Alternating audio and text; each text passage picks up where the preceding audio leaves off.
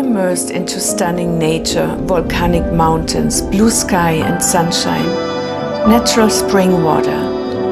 Time seems to stand still when we treat ourselves with such experiences. I'm at the foothills of Zion National Park in Utah right now.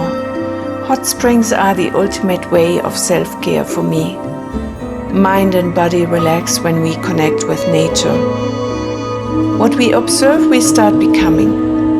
When I look at the mountains, I get a sensation of stability. When I bathe in warm water, I feel tensions in my body loosening. When I gaze into the sun, I feel this light entering every cell of my body.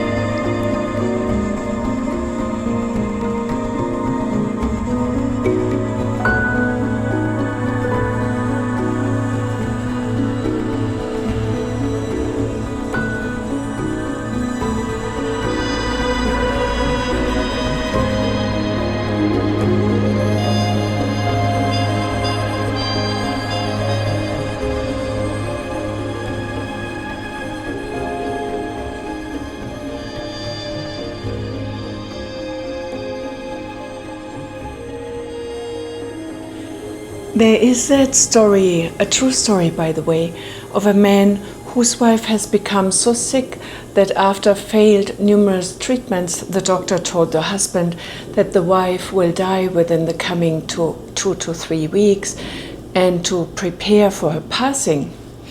But since the husband loved his wife so much, he didn't want her to spend her last days in a hospice bed. Instead, he thought, well, my wife, she will die anyway. I just want her to enjoy her last few days in our beautiful backyard, among the trees and the flowers.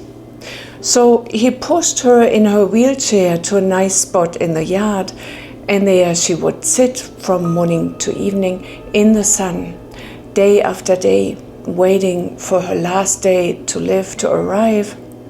But that last day did not arrive.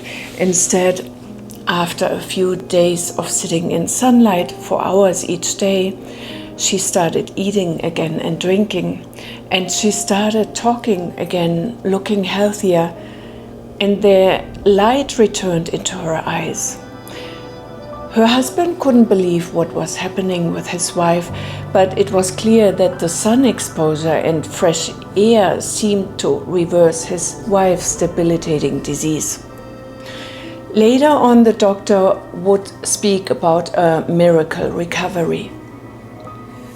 There are probably many other stories like this in which people experience reversal of their ailments through reconnecting to nature.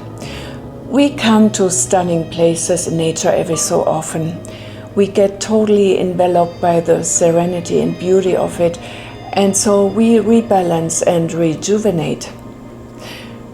Sometime in 2012, I became quite interested in what we would call conspiracy theories.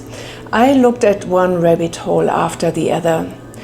Today, I have just accepted that we know so little about what is actually true, and that everything we want to know might only be revealed at death eventually.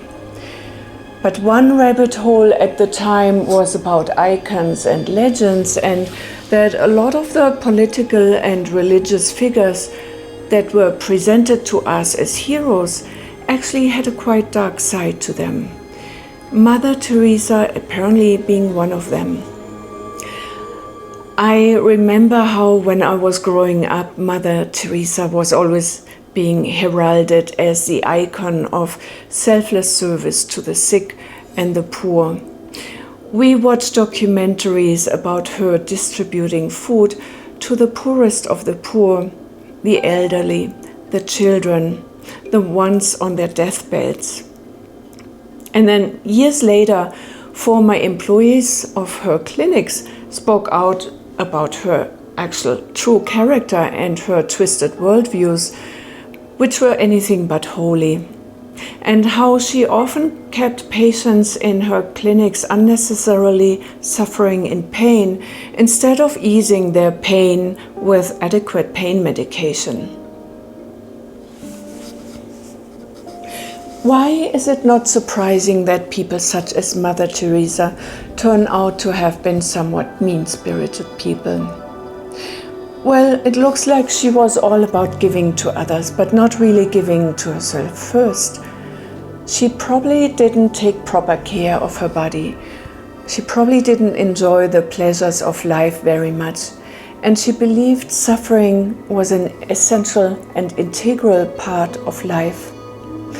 And when we don't fill our cups first, we cannot truly give to others.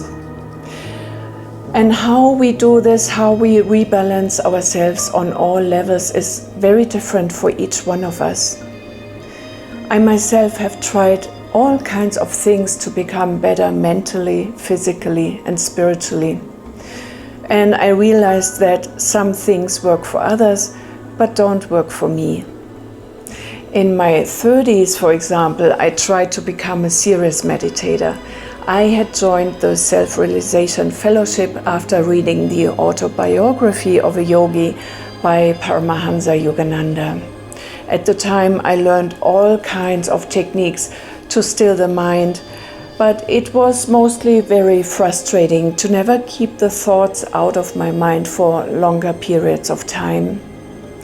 And I also could never really muster up the devotion for those spiritual figures in the fellowship. So after 7 years of trying to sit still in daily practice, I just quit. Later on, I found out that from a human design perspective, people with an active brain should not attempt to meditate, as this dumbs them down.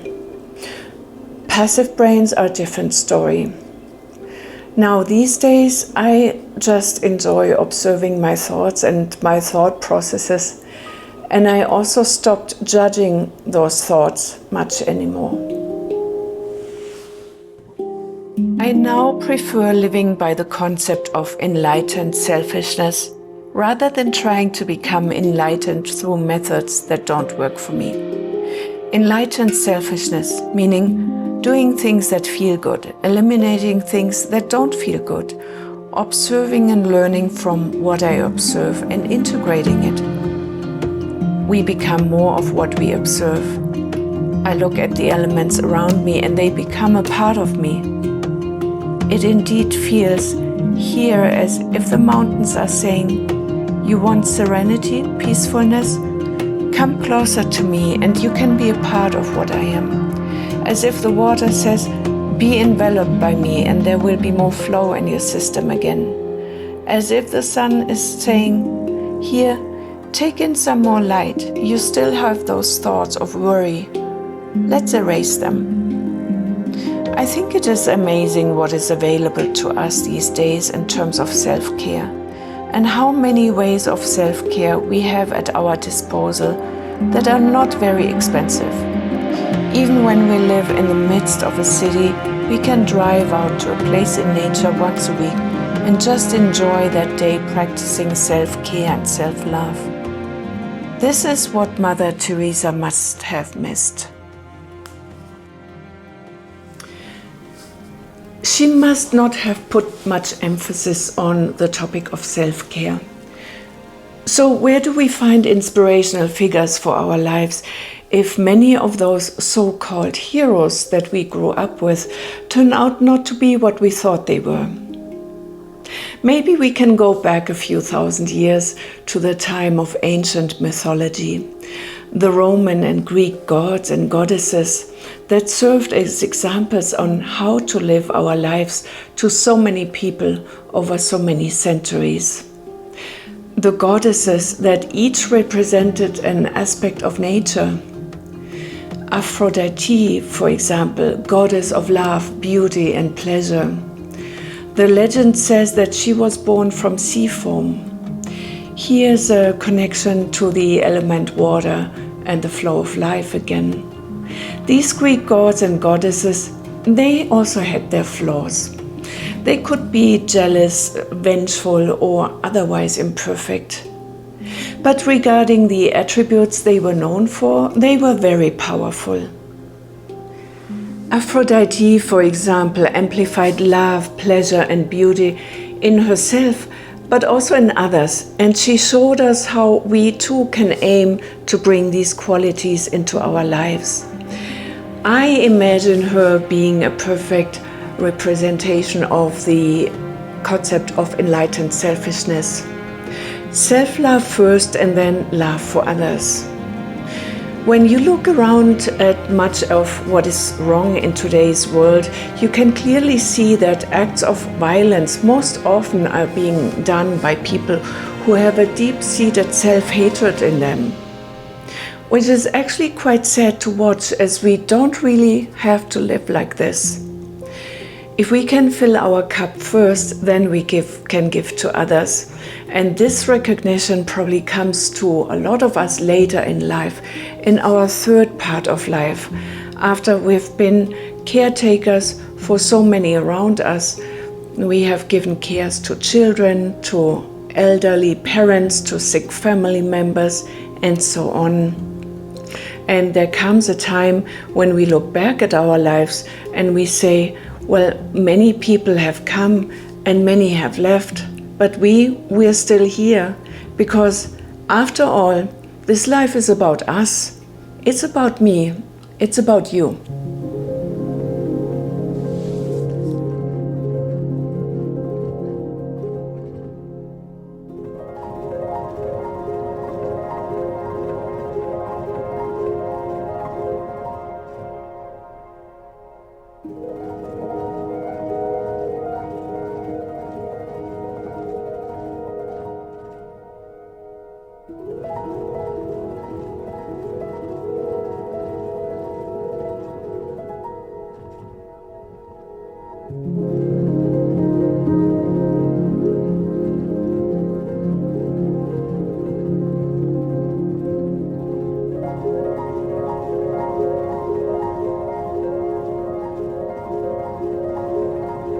We let ourselves be inspired by nature, by art, by mystical figures of past times who embodied what we want to be, which is truly our unique selves. Our presence is our individuality, our unique DNA that shines through to others in every conversation we have and through everything we have ever created. After all, the gift we give to the world is ourselves. That product we have become after years of being on a journey of self-exploration, self-care and self-love. This journey in which we have learned to blossom again, like a beautiful flower. I think many of us in our last third of life have chosen to be that flower again, that keeps blossoming way into our old age. And this is one of the things that I find exciting about the future.